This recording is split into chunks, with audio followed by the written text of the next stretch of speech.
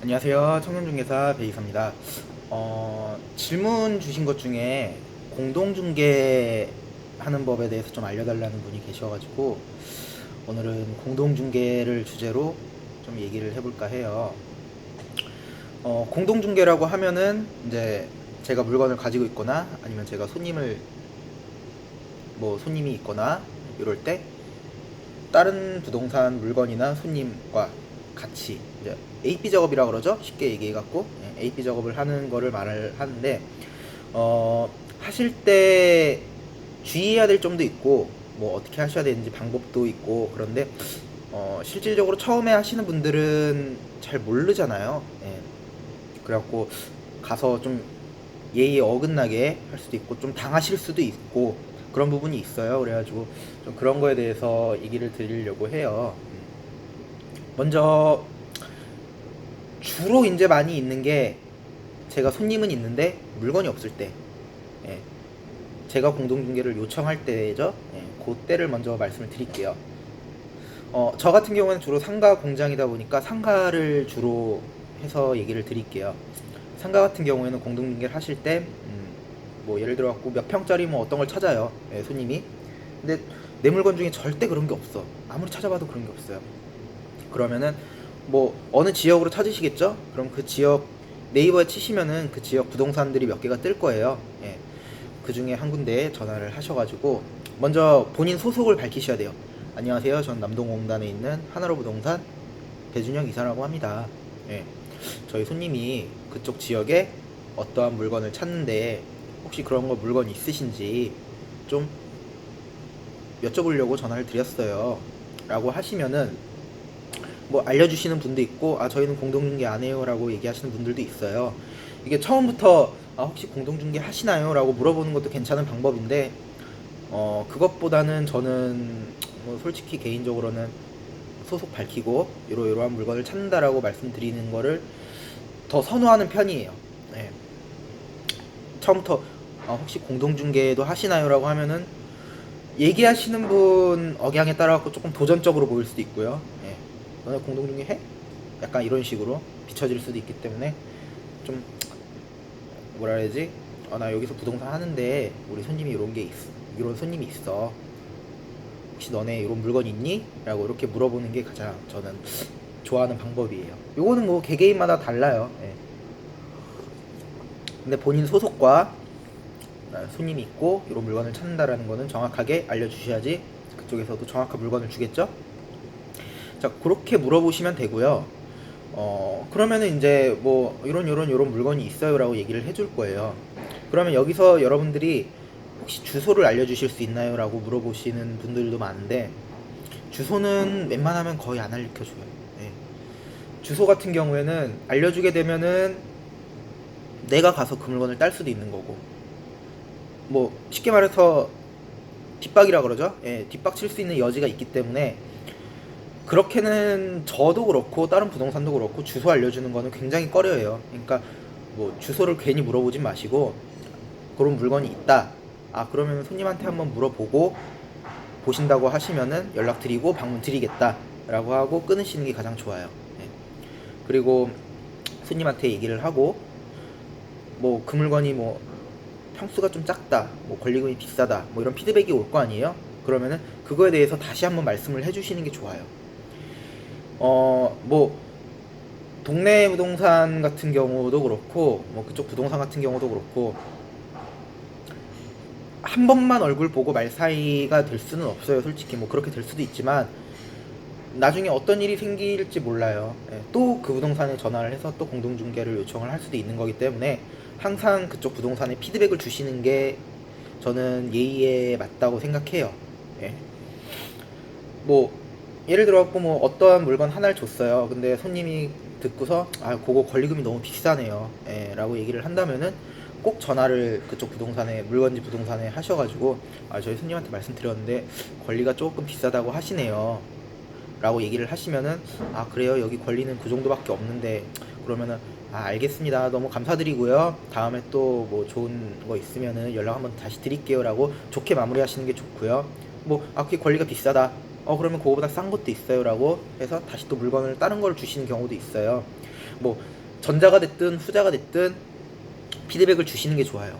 만약에 안 된다고 하더라도 그냥 뭐 안 된다니까 뭐 어쩔 수 없지 그러고 그냥 그쪽 부동산을 쌩까 버리는 게 아니라 한 번은 연락을 주셔가지고 이러저러해서 안 될 것 같네요, 죄송합니다 라고 말씀을 하시는 게 저는 맞다고 생각을 해요. 예.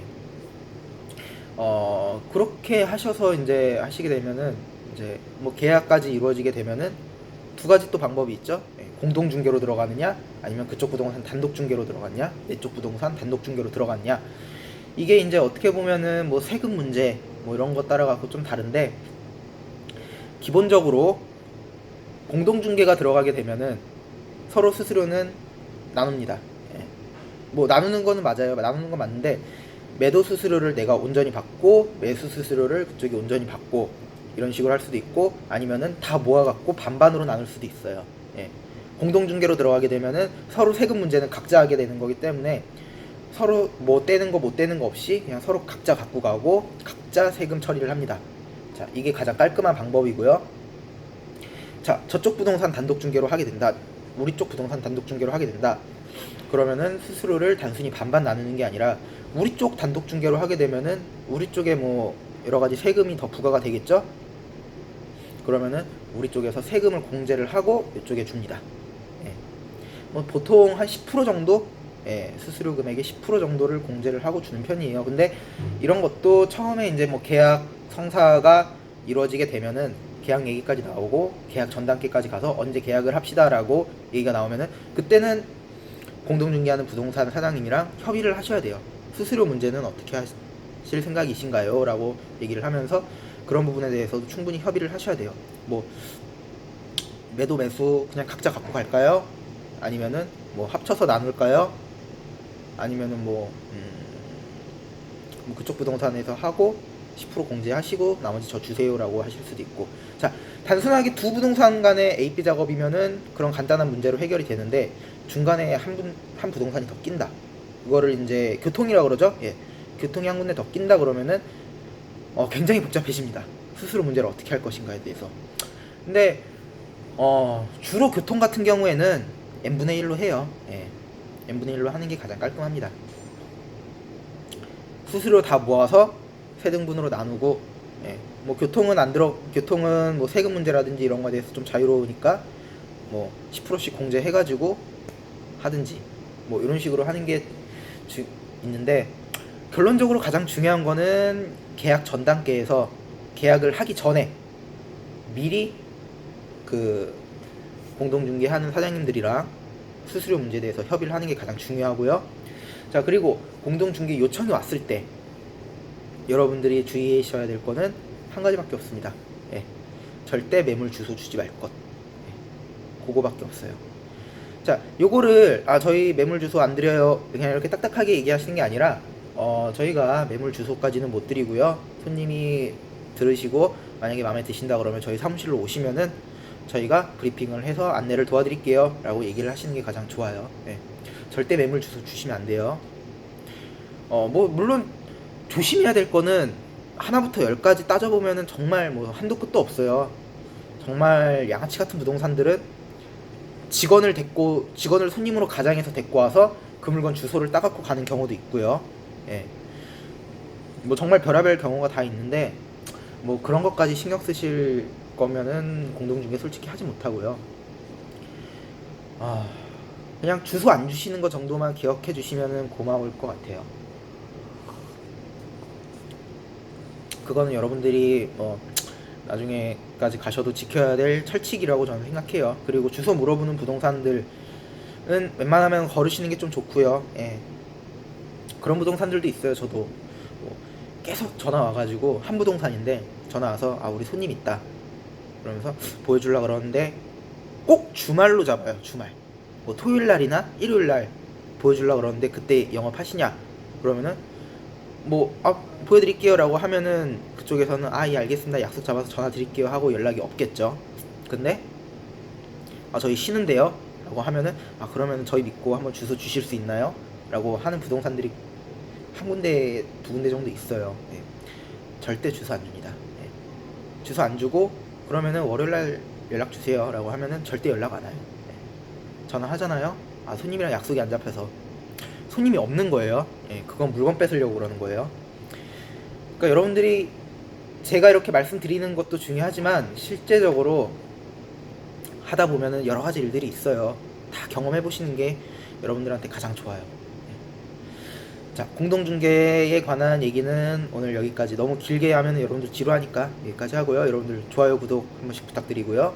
공동중개에 관해서 더 궁금하신 내용 있으면 댓글로 달아주시면은 제가 스트리밍 할 때 답변을 초반에 팍 드리고 시작을 하겠습니다. 자, 여러분들 지금까지 시청해주셔서 감사합니다.